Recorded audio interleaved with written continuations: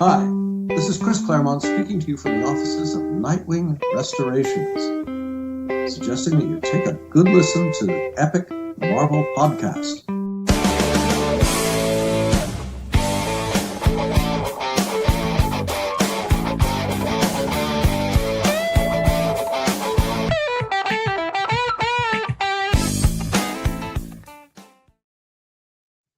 Hello, everybody, and welcome to the Epic Marvel Podcast. This is our reading club, the Epic Marvel Podcast reading club, where we are reading one issue of Chris Claremont's X-Men every single day. And it has been a wild ride so far. We started at Giant Size X-Men #1, and we've gone through all of the Second Genesis Epic, and we've gone through we've gone through all of the Proteus Epic collection, and we will be talking about the last few of those issues here today.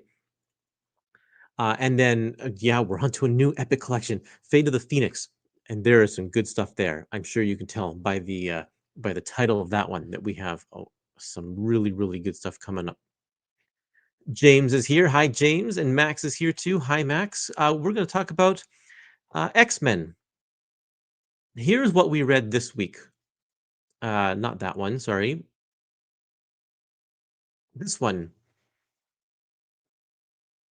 This was week 7. We were reading X-Men 126 all the way through 132. And these were some excellent, excellent issues. Of course, this is still the John Byrne era of X-Men, and we've been we've been treated quite well so far by this partnership. And unfortunately, we all know that it doesn't last very long, but we've still got a couple of weeks left to go with the John Byrne stuff. So in the meantime, here we are. Just a couple of comments, I think, today. One of them is from Keef91. He says, "I must say it is always interesting to see Moira in the early days following House of X, Powers of 10." And it is interesting reading these old issues. If you've never read these old issues and you only know Moira from the Krakoa era, it's very, very different. Going back and reading these stories, maybe you've forgotten some of them or some of the finer points. It really does inform a lot of the stuff that happens in that Krakoa era. Jonathan Hickman, of course, he loves his continuity. He loves tying things in and tying all these threads together, and that's what he's done. And so going back to especially this story, Proteus, it's like, wow, thinking about the future and what the future has in store.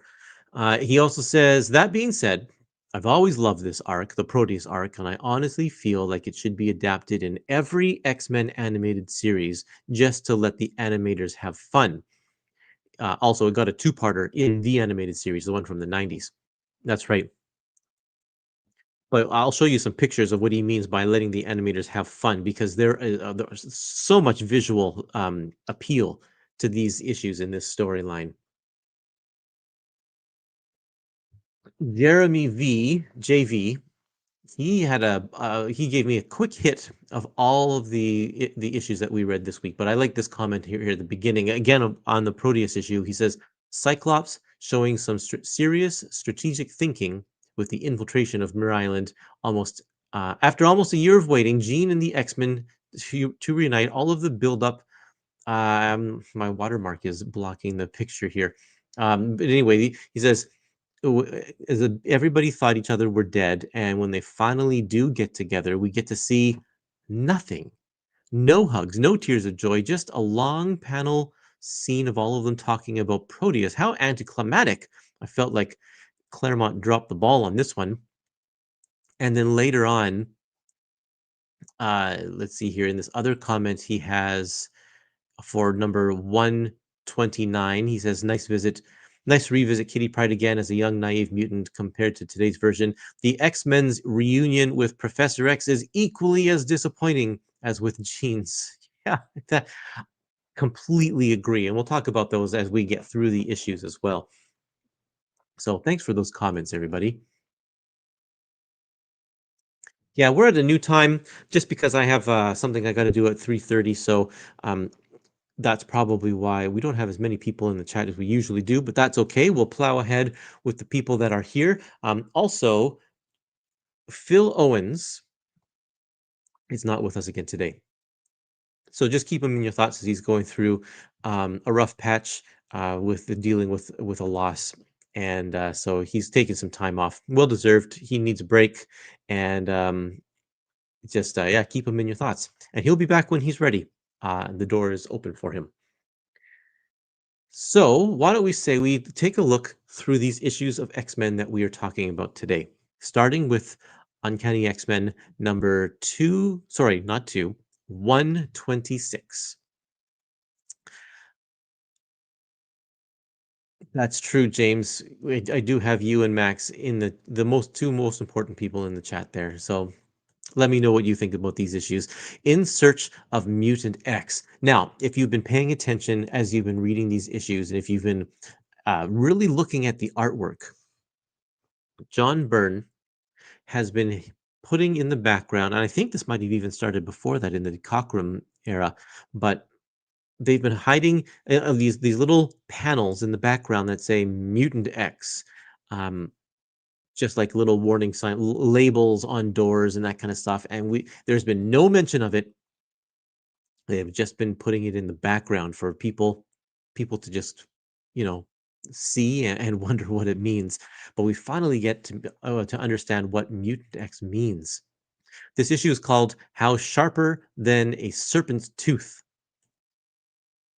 And yeah, the same team we've had for the past several issues here: Chris Claremont, John Byrne, Terry Austin. I love Terry Austin's inks on John Byrne, and I think that just makes it look really, really nice. Great splash page here showing that we are on the go, and great team shot right there. This issue starts off a little bit on the slow side, just kind of going to, well, I shouldn't say slow side because they're responding to an emergency, but they have a good conversation here about what they expect to find and what the plan of action is. And I like that they take the time, that Chris Claremont takes the time to show these interactions, and that it's not just, you know, going in guns blazing. Like, let's have a plan, which is something that Cyclops has been trying to do and trying to work with this team in accomplishing for the past, like since the beginning, of course, and especially with Professor X absent. Cyclops has taken a step up and saying, well, I need to be the one to train these people for the field. Now I have a good knowledge of who they are and how they work. Let's try and make them work together. Sometimes it works, sometimes it doesn't. So they go to the um, Muir Island because they just found out that all of their teammates, or I guess Jean Grey and the Beast, are alive. And so he's going to go. He was going to contact or talk to Jean, but then Polaris screamed and the line went dead on the phone. So they're like, let's get over there. Interesting fact is that the Blackbird is so fast that it said that they only left for Muir Island 1 hour ago. They have to cross an ocean, and it only took them an hour to get across the water, which I think is pretty fast. Really funny. Wolverine says, we left New York barely an hour ago. We didn't even wait for Beast like he asked. Remember that in the last issue? I was like, yeah, that'll be great. Because Beast said, uh, you're going to go there. This is a reunion I wouldn't want to miss. And then they just leave without him. So that's pretty good. So what is the mysterious thing? We find Havoc here and Multiple Man in his green and yellow costume, which I actually really like. He loses this during Peter David's X Factor and never really gets it back. He gets variations on this costume, but usually not exactly the same here. But I like that one. I also like Havoc's black costume with these concentric rings on the front of it that kind of show off his power. I think it's kind of cool. The headdress is a little goofy, but it's still kind of nice. I like it.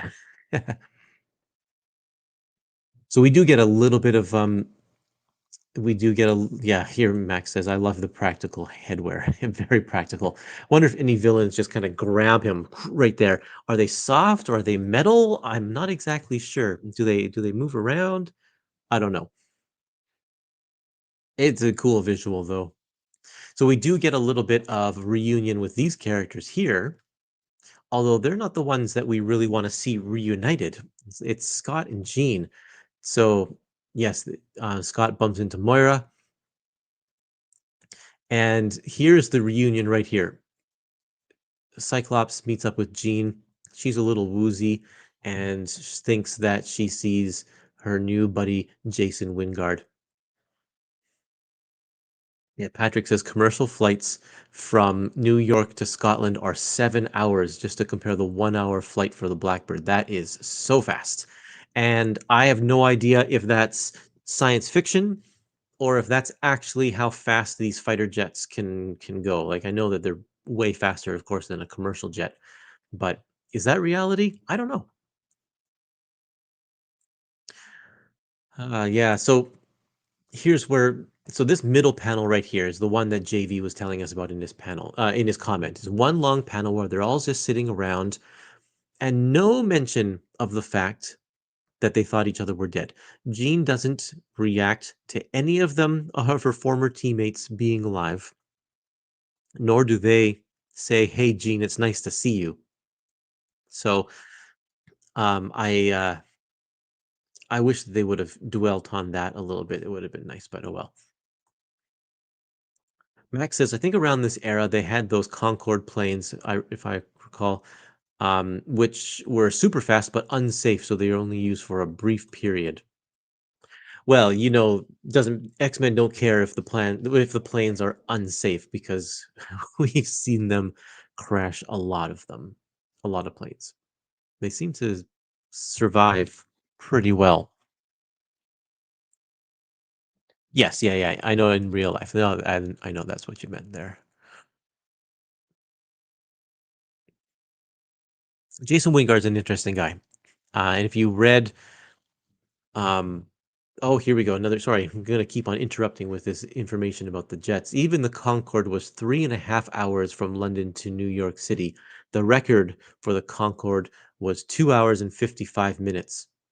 So we are playing a little bit with science fiction here with the Blackbird's jet, but that's okay. It's comic books.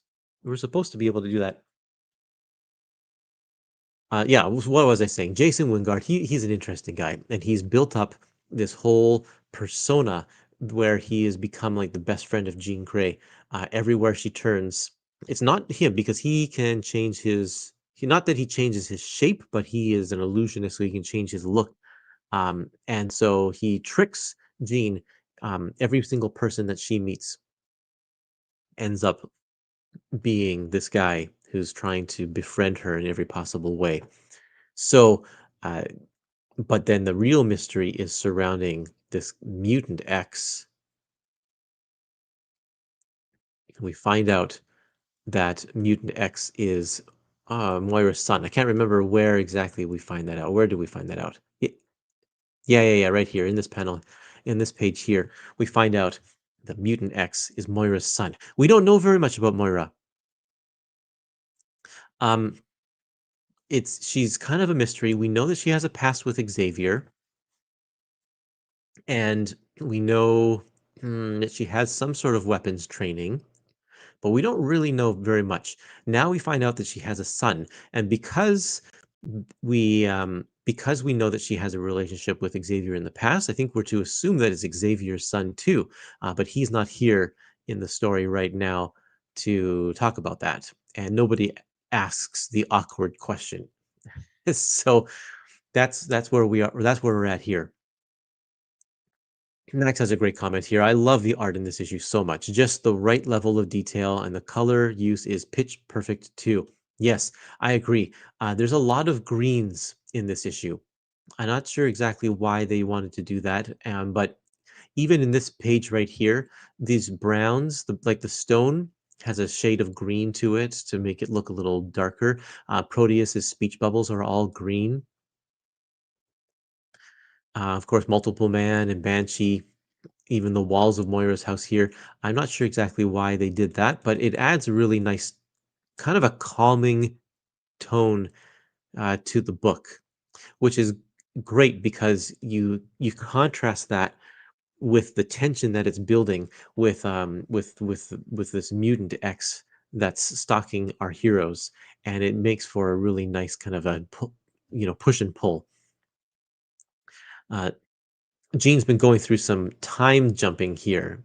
Not that she's actually traveling through time, but she all of a sudden finds herself in an environment that is, 100 years ago, maybe even 150, could be even 200 years ago, that you know she's she doesn't exactly know how she got there, but Jason Wingard is always there. Okay, the really cool thing about Proteus is that he takes over people's bodies. He seems to be a mutant that can just jump from consciousness to consciousness, take over their bodies. Unfortunately, the people do not survive the experience. Their minds go and their bodies kind of shrivel up. But and he tries to take over Wolverine, but Wolverine, there's a weird quirk here that that Proteus is impervious to metal. It's kind of like how Green Lantern's ring doesn't work on anything yellow. Well, Proteus can't doesn't. He's strictly an organic based mutant, and his powers are only effective on organic based things. But since Wolverine's whole skeleton is covered in adamantium, he can't take over Wolverine's mind. And here's an interesting thing. This is the first time that it's mentioned that Wolverine has a metal skeleton. We knew he had metal claws, and at first we thought, like way back in the early days of Giant Size X-Men or whatever, we thought that the claws were just part of his costume. And this is all the mystery of Wolverine. We didn't know anything about his claws, and then we find out he punched out his claws when he wasn't wearing his gloves, and everybody was shocked that they were coming out of his hands.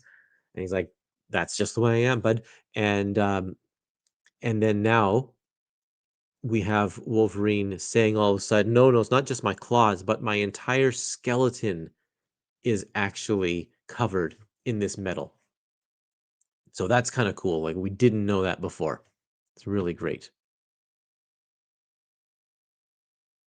Yeah, Jose says the weakness thing isn't great and seems very Silver Agey. Yeah. Oh, and hi, Super Job. Nice to see you.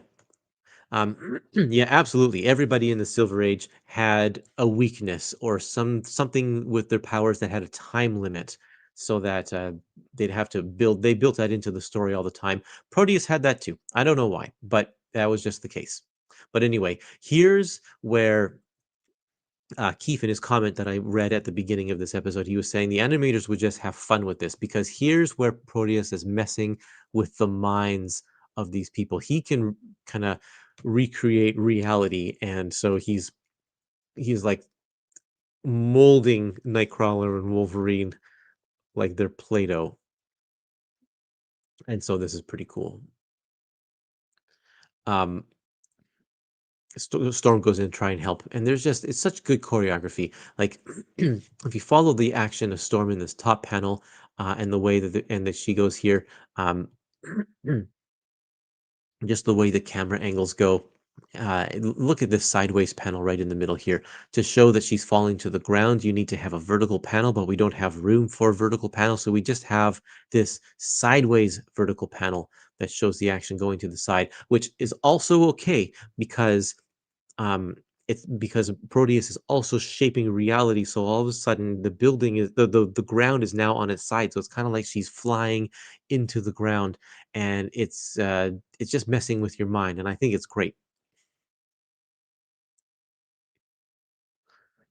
Um, Patrick says, I don't know about it being Silver Age. It kind of makes sense if he is taking over organic material. It makes sense that inorganic could stop it. Um, True. But I mean, most of Wolverine still is organic, and his brain is organic, but it's just something about the metal that repels him. Anyway, Storm is able to see his form right here. Now we get to go into the next issue, the power of Proteus, the deadliest mutant alive. This one's called The Quality of Hatred by the same team. Roger Stern is our editor. Jim Shooter is the editor in chief, and we are going to see what happens in this battle. What's neat about this fight here is that I mentioned earlier that the X-Men are trying to do things on their that Cyclops is trying to get the team to work as a team, and that they are started having some problems, not always listening to each other and such. And at the beginning of this one, in the last issue, they kind of all attack on their own, but pretty soon they're going to have to come together. Here's a great scene. Moira, she knows exactly how um, she knows exactly how to stop Proteus, and she knows exactly how deadly he is too. And even though he is her son, she understands that she's got to get rid of him because he's just evil. The story there, I think, is that she, being the scientist, locked him up or contained him, I guess, at Muir Island to try and get a cure, but she's never been able to get a cure. Cyclops doesn't understand this exactly, so he tries to stop her, and they have a little bit of a fight. Um, and then when they regroup, Moira's gone. And so everybody here is now licking their wounds. And the most shocking thing here is that Wolverine is shaken. He's like visibly shaken. He doesn't know exactly what to do. So that's an interesting character beat because up until this point, he's always been the tough guy, the one who charges in and doesn't show his emotions, but he's scared, and that really amps up the um, I guess just the nature of the villain and how exactly powerful and effective he is in the storytelling. So really nice little character beat there. And Wolverine, oh sorry, Cyclops has to kind of make him mad in order to snap him out of it. It was a bold move because if Cyclops wasn't careful, of course, Wolverine would just gut him. But it seems to have worked out. Here's a cool move that I like. Wolverine uses Colossus to reflect his beam, his concussive force off of his body to shoot it into Wolverine. I don't know if he does that often, but I thought that was a pretty cool move. And here's where you can tell that Cyclops has a whole ton of training because he's able to take down Wolverine. Wolverine should also have some pretty good training since he was like a government agent for a while, but apparently maybe it's just an off day for him being affected by Proteus. Yeah, sorry, Stephen. Phil is not with us again. He's taking some time off. He'll be back when he is ready, and we'll be happy when he does return. So here's where the team all comes together. He's got a Cyclops is showing everybody like, look, guys, you can't do this on your own. This was a trick danger room session. So you all passed. Now we're gonna go after this guy as a team. Really, really great. Uh, so meanwhile, where did Moira go this whole time? Moira went to find this guy who happens to be her ex-husband, who didn't know he had a kid. And he's kind of mad that she never told him about that. But they obviously have a really, really bad um, relationship. And so in the end, we find out that Proteus has taken over the mind of his father, who he has never met. And I, what I here's another one of these sideways panels. The one with Colossus, he's being thrown down the street. But again, like, is this just reality being warped? It is, because look at all these people in the background. They're like clinging to the sidewalk so they don't fall. I love that. Great panel.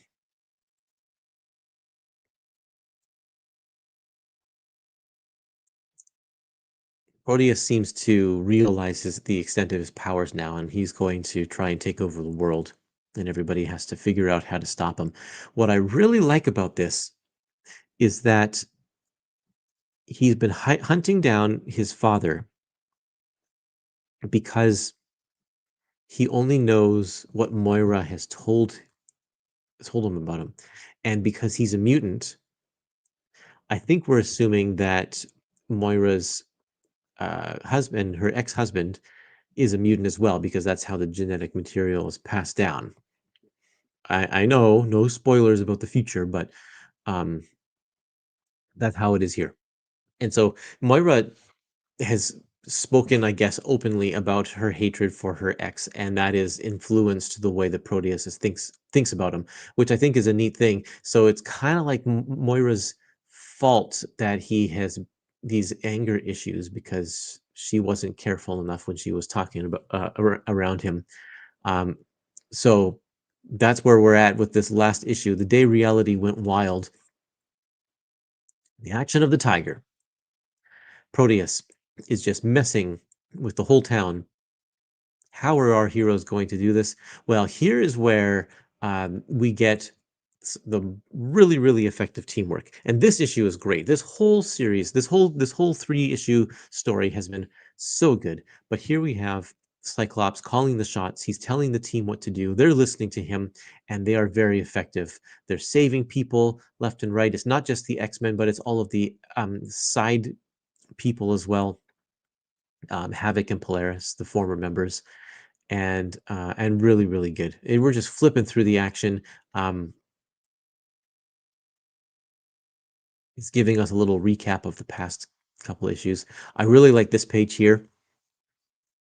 I really like the circle that's right in the middle of the panel. And it's like, well, why do you like that? Because it's just kind of random. It doesn't serve any purpose, but it really gives you it all of the action kind of fans out from that. If you take a step back and look at the page as a whole, um, everything kind of is really nicely balanced around that circle. So it's just kind of a weird visual aid that John Byrne put in there. Dr. Reed Richards is here again. He says, "Greetings, everyone. I was in the middle of saving Ben from the negative zone. No big deal. Thought he'd say hello. Well, nice to see you, Dr. Richards." Jose says, heightens the tension when even the toughest guy is afraid of the threat. Absolutely. Um, yeah, very good stuff. This issue is basically one big fight. There's not much to talk about here. Some nice visual effects going on with this one here, with the just the glowing Proteus. Uh, Cyclops is able to save Nightcrawler. A couple more good uses of his concussive force. This concussive blast is to the ground is closing up around Banshee, and he just uses it to open up the hole. Um, there's another one where maybe that's coming up a little bit later. I won't spoil that, but he uses his blast on Colossus again in another effective way. Um, yeah, so here we go. Here's the final battle between the bad guys here. Cyclops and Havoc use their powers on either side of Proteus, and then Proteus kind of disappears or whatever and goes away, and they blast each other, but they are impervious to each other's blasts. So that was kind of cool. Oh, here's the scene I was talking about. It was Wolverine, not Colossus. Wolverine's falling from a great height, and so Cyclops uses his blast kind of in small little bursts to break the momentum of his falling, so that he can be lowered to the ground safely. So that was kind of cool. There's one mention here. He says that stunt should have killed a normal person, but I figured Wolverine's adamantium skeleton could survive the hard knocks. Um, I was surprised at that because I didn't think that anybody realized that he had an adamantium skeleton. I thought the first mention of it was just an aside, but I guess he was talking to Nightcrawler at that time, so maybe Nightcrawler relayed the rest of that information to the rest of the team. Oh, by the way, Wolverine has an adamantium skeleton. I don't know. Stoger, hi Stoger, nice to see you. He's doing reviews on his TikTok. and on YouTube of all of these issues that we're reading in the book club. He says, "This volume is so good, and I fear that the next volume will be quite a letdown until they find their footing again and Paul Smith joins." Well, let me tell you, maybe it won't be as good as this one, but there's some pretty good stuff there as they build up. Um, there's a there's a great Magneto arc coming up here, so we'll I think there'll still be plenty of good stuff. Oh yeah, we're gonna keep on going here. You can see that the body Proteus needs to hop into bodies on a fairly regular basis, otherwise they start to wither and decay. Like he uses up all of the energy of the body, and so he's kind of at the last length with this guy here. Colossus, because he's made of metal, is the one to destroy Proteus because I guess Proteus is allergic to metal or something. But anyway, he just gives him a swift punch, and that scatters his molecules to the ends of the earth or whatever, to the four corners of the earth, and he's gone. He can't reform apparently. So that's it. It's the end of Proteus. Colossus saves the day, which is good because he'd been suffering some self-esteem issues for a number of issues here, and while that has been building and building, it's nice to see him kind of deliver the final blow there. So that's really nice. Um, and then this is the end. It actually says the end. It doesn't end on a cliffhanger. It actually ends here, and um, Banshee and Moira have a nice moment at the end there. So there you go. Those three issues. Um, we've had some great stories. The Starjammer story was really good, and the Magneto and like the Savage Land story and all of that kind of stuff has been really great. But I think so far, Proteus, this three-part story has been the best, the best yet. And I know there's good stuff coming up still, but let's see what's going to top Proteus. So we're going to move on here to X-Men 129. Another great issue. This opening page is just remarkable because it is just people talking. But what I love about it is the coloring by colorist. Uh, oh, I can't even read it. Bob something or other. Um, my screen is not big enough in my window to let me read the credit. But what I love about it is you got the light in the background off of the blackbird, and it's bathing everybody in this yellow. So it just looks yellow, and uh, I think it's supposed to be, this is night or it's like a gloomy day. You can see some water spots on the ground there, and the ground looks wet where the shadow is. And so this is supposed to show us that it's kind of dimly lit without actually coloring it dimly lit.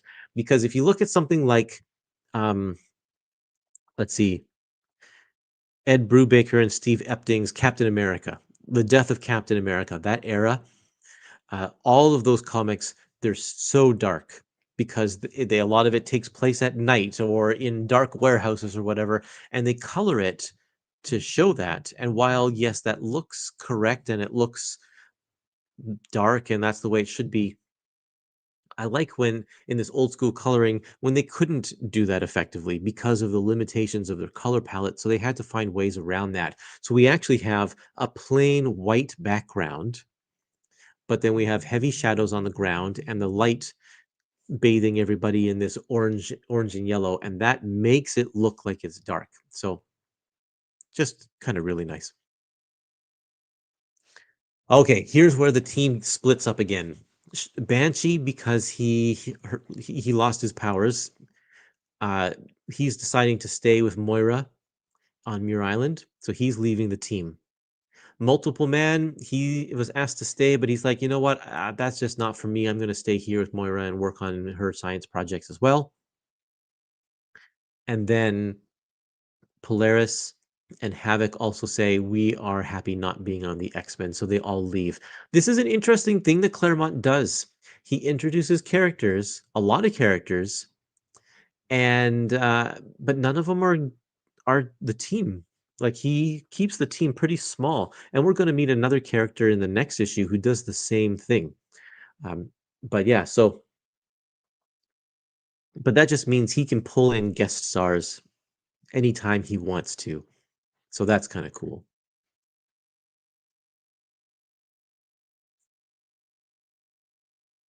Nilo. Hi, Nilo1225. This is such an important moment for Colossus because it's where he loses his innocence, and that sets him on a path that runs through the rest of Claremont, the Claremont run and beyond, up to his Acolyte era. Interesting. Thanks for sharing that, James. Yeah,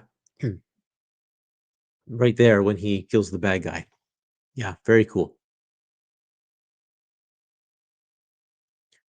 Okay, here we go. This is the start of the next big chapter, and it's all to do with Jean Grey. And she's been having these flashes. She finds her mind flashing into these other times, this Victorian era, with Jason Wingard, and she doesn't know why she's there, and it feels so real. And then she flips back out of the back into reality, I should say. Soldier says he's doing something similar, the Avengers limit, similar to the Avengers limit, without having a charter or rules dictate it. Yeah, and it's probably just more manageable to only have 5 to 7 characters rather than 20 and stuff. But yeah, this team is not going to stay. He's constantly shifting it around, and so even in the next couple of issues, we are going to see people come and we're going to see people go, and it's going to be quite interesting to see how he shakes up the team and how it affects the dynamic. Okay, they arrive back at the X mansion, but someone's inside. Who is it? It's Professor X, and they just say, "You're back."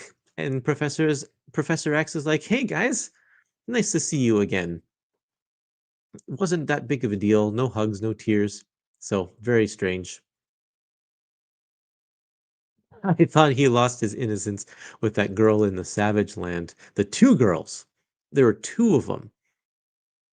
And that it was explored more in that classic X-Men issue. I love this scene here. Xavier comes back and thinks that he can just go right back to the way things were before in the training session, and Wolverine's like, "You can't talk to me like I'm a child." And Cyclops tries to say, "Hey, Professor X, this is not the same team that they were a year ago. You can't just do this." I love it. And it shows the natural progression that we haven't, like, we know that these characters are progressing, but it isn't until we are faced with someone who hasn't seen that progression till we realize just how much they actually have progressed. And so that's, I think, a great testament to Claremont's writing, that we have been along for this ride, and now it feels weird going back to the way it was before. Like, good job, Chris. That's just really, really nice stuff. I love it. Um, so yeah, Cyclops is like, You got to let me continue to do the training and stuff. It's just, it's not going to work if you're doing it." And here's a big page right here. We get this board of shadowy characters. And here's where we find out that they are the ones who sent Warhawk. We didn't really know. Warhawk was sent to destroy the X-Men. We didn't really know why. It wasn't a great issue, but it was actually the start to all of this, dealing with this shadowy board of figures called the Hellfire Club, of which Jason Wingard is part of. Um, and so here's the introduction to the White Queen, and it is like, it's still full of mystery. We don't really know much about them. They call themselves the Hellfire Club, White Queen, and Jason Wingard's been referring to Jean as the Black Queen, so we don't really know what any of that means. And then not only do we meet Emma Frost for the first time on this page, but you turn the page and all of a sudden we're meeting Kitty Pryde. And people at this time don't know it, but these two characters are so important to X-Men history, and you meet them both in the same issue. Pretty wild. I think that's just amazing. And Kitty Pryde here is 13 and a half years old. She doesn't really know anything about her powers. In fact, this might be the first time she's using them here. She slips down, but it's because Xavier has located two new mutants on opposite sides of the country, and so he sent the X-Men, half the X-Men team, to go search for to see one of the signals, and the other half of the team is going to search for the other signal. And so here's Professor X and Wolverine and Colossus and Storm paying a visit to Shadowcat. No, she's not called Shadowcat yet. Kitty Pryde. Sorry for that spoiler for those of you who don't know who Kitty Pryde is. Um, Such another interesting character is they're trying to explain what mutants are and why she has powers and all this kind of stuff, and then they get attacked by, of course, by robots. Look at this page here. Look at the way that John Byrne draws Storm right up at the top. He's still doing those narrow irises that Dave Cockrum created her character with, because if you remember, she was originally supposed her character design is for a character called, I think, called the Black Cat, or maybe Cat's Eye or something like that. I can't remember, for the Legion of Superheroes. So she was supposed to look like a cat and have cat-like features, which is why she has those narrow irises like that. And John Byrne's still doing it. And I can't remember when he stops doing it, but eventually he stops. Most of the time, John Byrne just draws her with just plain white eyes. Yeah, thank you, Stoger. Black Cat. That's right.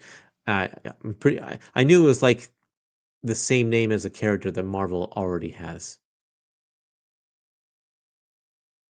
I think that the Proteus story is an important question escalation, because the X-Men are faced with a mutant who is a threat to reality itself and only exists to prey on others. So it's highest stakes.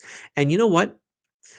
We're going to see another character who is a threat to reality.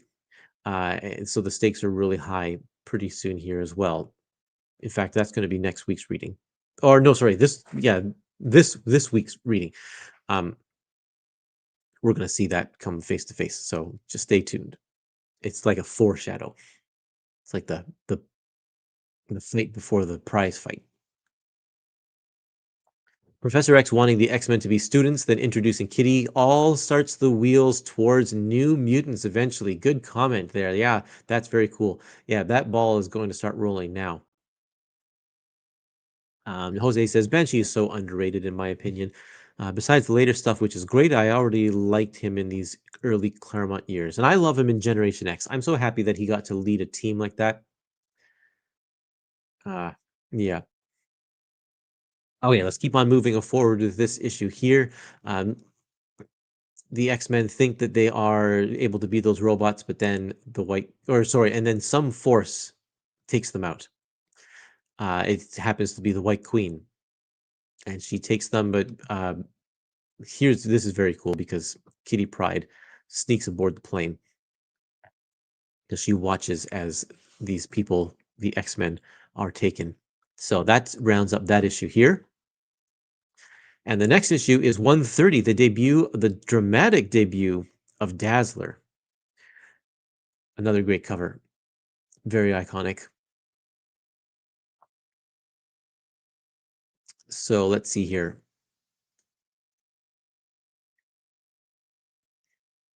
Um, so Jean Grey and Nightcrawler and Cyclops are checking out the other. So I guess I can't remember if I said I thought the other mutant was White Queen, but it's actually not. It's actually Dazzler. So half the team went to check out Dazzler. The other half of the team went to find Kitty Pryde. Um, this this was a fun issue because we get a character who's just a lot of fun. Uh, Let me skip ahead to get to where we see Dazzler here. Maybe we should talk about these pages first here. Half of this issue is spent with the half of the team in cages, and we find a lot more about the Hellfire Club. And I can't remember if it's here. No, it's not here. We're going to be introduced to other members of the Hellfire Club pretty soon. Sorry, I'm flipping through these pages back and forth. I'll try and slow that down. I really admire Kitty Pryde's courageousness in this one because she just was a normal kid a second ago, as told in this recap in this page here, and had no idea about any of this. Now she finds herself playing the hero and getting kicked around kind of a lot, unfortunately. But she's able to hold her own, and she goes and calls for backup. And meanwhile, we get another flash into another period of time, again with Mastermind there. And here's where she is revealed to be the Black Queen. But, um, this is all in her mind, or Jason's mind, Jason Wingard's mind. Dazzler, what a great character design. This is, of course, this is the early 80s, so the disco era is kind of dying down, and it's doing its kind of transformation into more of the underground, hip hop scene and such. But for now, we still have this character here who is very firmly from this era. Everything from her hair and her costume design and such, the fact that her light show and all that. She's a mutant whose powers is to just project light, and she can use it as a force a little bit, but mostly it's a distraction. So, but she's used it to bring herself some fame because she puts on a really good light show while she does her puts on her concerts. And yeah, hey, look, it's Taylor Swift. Yeah, everybody's asking if Taylor Swift will be Dazzler in an X-Men movie. I personally think that would be fantastic. That I'd be totally happy with that. It would be a lot of fun, I think. Okay, and so Kitty Pryde calls the number that Storm gave her earlier in the last issue, and so this is where the two lines will start to come together. They're being attacked by the same group of villains, but now they know that both teams are under attack, and so Cyclops and Jean Grey and Nightcrawler will have to go save them, the other team, with the help of Dazzler. She comes along too. So let's go on to this next one here. Prisoners of the White Queen. This is X-Men 131. Run for your life. And I like this splash page here. It reminds me later on down the road, there's another splash page, I think with Storm when she's a child in Extinction Agenda, or maybe it's Jubilee. I cannot remember, but it's like the same thing with the lights and the dramatic lighting and whatnot. Let's see, where are we here?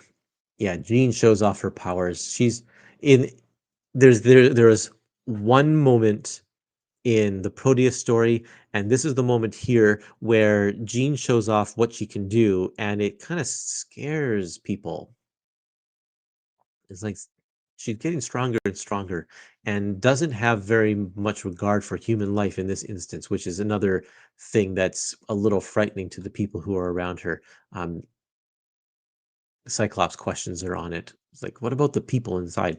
And she's like, I don't care about them. But at the same time, we still see in this very next scene that she's also still the same Jean Grey because she is soft and gentle when confronting Kitty Pryde, who is scared out of her mind. So there we go.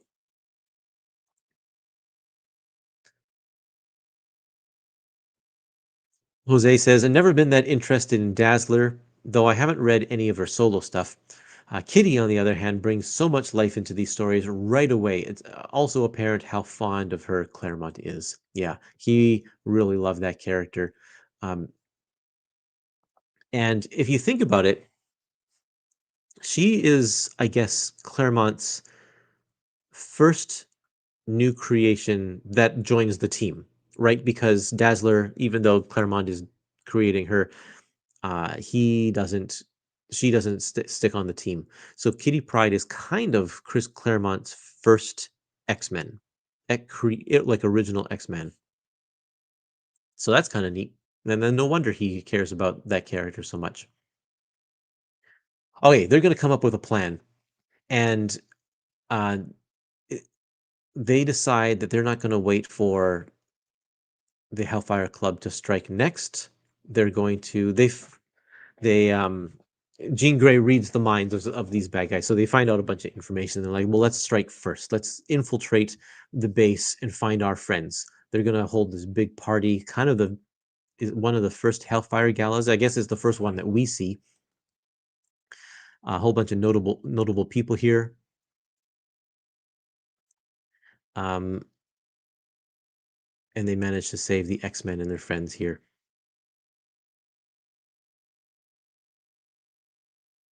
And then at the very end, sorry, the Hellfire Club, the Hellfire Gala is not till the next issue. We'll talk about it more there. But yeah, look at this. Here's another big scene of Phoenix just completely lashing out. And everyone's like, whoa, that is like a little much there. So once again, Dazzler, they invite her to join the team, but she says, you know what? I'm more comfortable doing what I was doing before, so I'm going to stick with that. There goes another character gone. But she'll be back.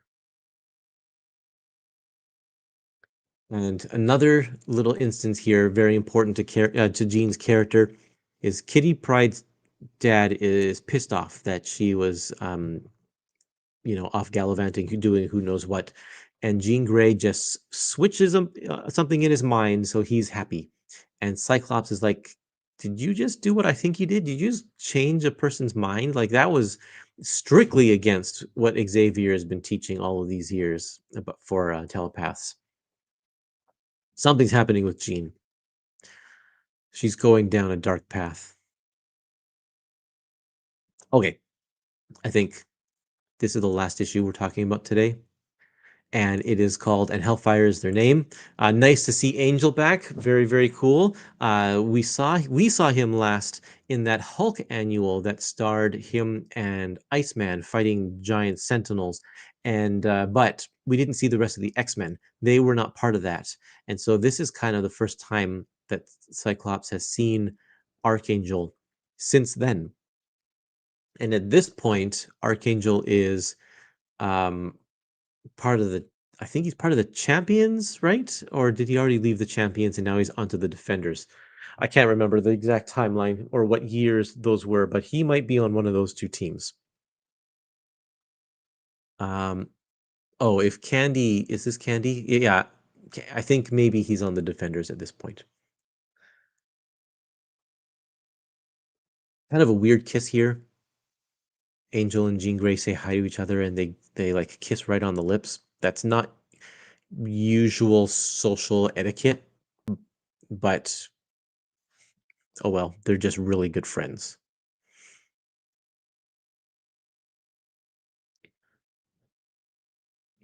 Hell, here Patrick says the first couple of years of Dazzler are some of the craziest comics of the 80s. She faces off against Enchantress, Doctor Doom, the Hulk, Nightmare, and Galactus in the first dozen issues.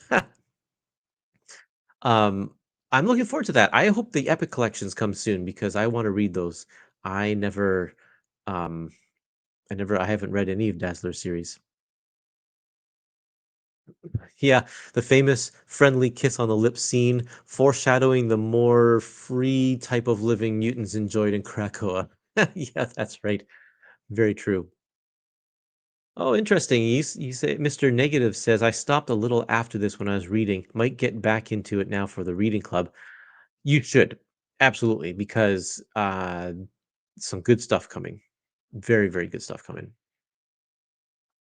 Okay, here we go. Let's skip ahead over to this next little bit here. Wolverine and Nightcrawler are underground, infiltrating the Hellfire Gala.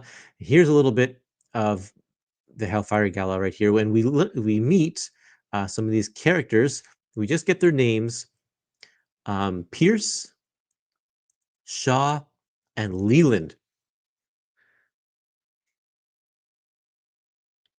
Um, these are some of the main characters of the Hellfire Club that are going to play big roles in future issues. So it's nice to see them here. They don't really get any other introduction other than that. Shaw seems to be the leader because he's bossing around Jason Wingard. But other than that, yeah. So we're here in the Hellfire Gala, and Jean Grey's mind seems to be controlled, but we really know that he's under some sort of illusion. Now, I don't understand here. Someone help me out here. Um, this panel right up at the top here, where we see Mastermind's true form, and Cyclops recognizes him. Where does Cyclops recognize him from? I don't know which issue that is. So someone let me know here. Um, okay, so we're gonna keep on going. We just have a big fight. Everyone's fighting, and right at the very end, Leland shows up to fight Wolverine. Pierce is fighting Nightcrawler. He's actually got a robot arm, so he's kind of mysterious. And Leland does something to Wolverine and makes him really, really heavy. And Sebastian Shaw is able to overtake Storm, no problem. So these guys, they're not just guys sitting around. Everybody has powers, everybody has an agenda, and it looks like the X-Men are defeated. So, um, oh, they met a bunch of times in the early issues. How come I don't remember that? I don't remember any of that um, pre, Mastermind in those early days. I'm gonna have to go check that out. Bo says the Hulk annual is usually included as the last issue in the Champions trade collections, at least in the Masterworks and the Complete collection. Yeah. Yes, Jason Wingard. That's right. Um, okay, and here is this very, very famous picture of Wolverine that John Byrne did of him with the shadow of the great overhead, looking super, super mean. He's very angry. Um, oh, I think. Oh yeah, no, this is the last issue. This is the last issue that we're reading today. So this is how it ends. Jean Grey is now fully embraced this Black Queen persona. She believes that she is in this world where she, I think, is married to Jason Wingard and is part of the Hellfire Club. And one of the interesting things that Angel says at the beginning of this issue is that he's part of the Hellfire Club. And I'm like, what, really? And but he never made it to, I guess, the inner circle where it's kind of a cult. And it reminds me of, how in the real world, um, Allison Mack, who played Chloe on Smallville, she was part of this cult, and it was like for sex trafficking and such. And she got arrested, and the whole thing got shut down and such. Well, she said in an interview that she was introduced to that group through Kristen Crook, who plays Lana Lang on Smallville, because she went to it, and it was just this like a self-help group for self-empowerment and such. And but Kristen never got to that kind of inner circle where the bad things were happening. But Chloe, or not Chloe, Allison Mack did. And that reminds me of this here, where Angel was just on the periphery of this kind of a social club or whatever, and but didn't know that the further you go in, the more nefarious things are.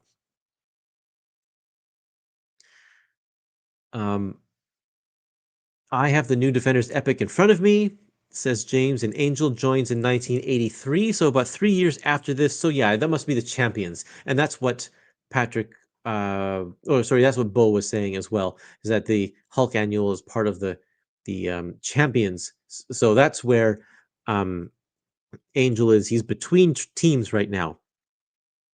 If the Hulk Annual is the last story of the Champions, and he has yet to join with the Defenders, then he's between his teams. I guess he's just with the Hellfire Club right now, maybe. Stilger says Uncanny X-Men 63 has Mastermind and Cyclops both appear when the Brotherhood fight the X-Men during the Larry Trask Sentinel storyline. Mastermind is freed from the Sentinels and confronts the team. Okay, thank you very much for that. Good to know. And there we are. Those are the issues. Man, some great stuff here. What I love about this week is that we got the Proteus story in full, and we got this lead up.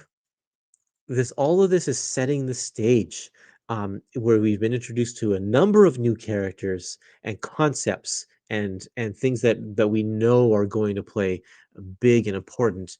And it's just one massive hit after the other. There are no bad issues in this week. All of them were super good, super important. Like this whole string, and then leading up to what's going to happen in the next week. So you want to know what's happening in the next week? We're going to be reading X-Men 133 to 138 and X-Men Annual number 4. And this is important. This is arguably one of the most important weeks of X-Men history. So if you haven't read this stuff yet, you're in for a treat. And if you have read it and you know what's coming up, boy, it's going to be fun to revisit it. The bonus reading material for this week is the last remaining issues of Classic X-Men before they start not adding new stories. The Classic X-Men continues on to like over 100 issues, but issue 44 is the last one where they have new content. So I still want to have bonus reading material. I won't do it every day, but I'll sprinkle it in where there's applicable stuff. And so for Sunday, December 7th, the bonus reading material is Avengers 200, which has important ties to the future of the X-Men, where even though it doesn't feature the X-Men exactly. So just read that one. And it's a very infamous issue. We probably won't talk about the issue itself next week because I haven't been really diving into any of the bonus stuff in our chats, unless someone in the chat wants to talk about it. But there we go. Yes, that iconic last panel. This week is the best week. You're referring to this week 8 schedule? Yes, I think it's going to be the best. Super Job says, I'm now all caught up, having read all of the first 140 issues of X-Men, except for the reprints, of course. Great, good job. So you've already read ahead? You've read all of week 8 now? Because you are ahead of me if you're already up to 140. So let's see. Last week was up to 132. This week, yeah, up to 138. Good. Perfect. Hey, everybody. That's been another week. This is great. We've read through 2 epic collections completely. We are going to be most of the way through the 3rd epic collection by the end of week 8. And by the end of week 8, you will have read all of the classic X-Men complete collections, or the classic X-Men Omni, if you've been reading those bonus issues. That is a lot of great reading. We're keeping up. We're doing a good job. This has been a lot of fun. So thanks, everybody, for watching. Uh, this is can you do a Library of American Comics? Can Library of American Comics do an EC Library style book of Moon Mullins? So for people who don't know, I've been working with the Library of American Comics for the past several years, helping with their collections. And Moon Mullins, an EC Library style book. I'm not sure that we will get around to that one. Moon Mullins doesn't have a very good following. We'll have to think about that.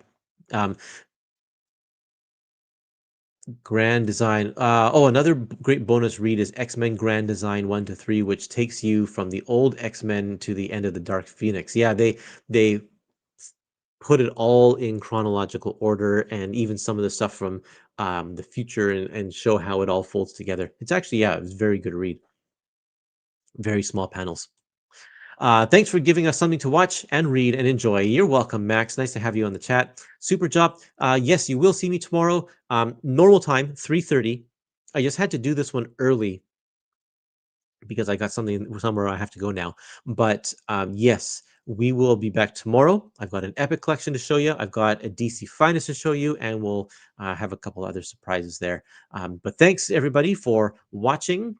It's been a blast talking with you about X-Men. And yeah, keep up with that reading. Don't fall behind, because this week is going to be a good one. See everybody later.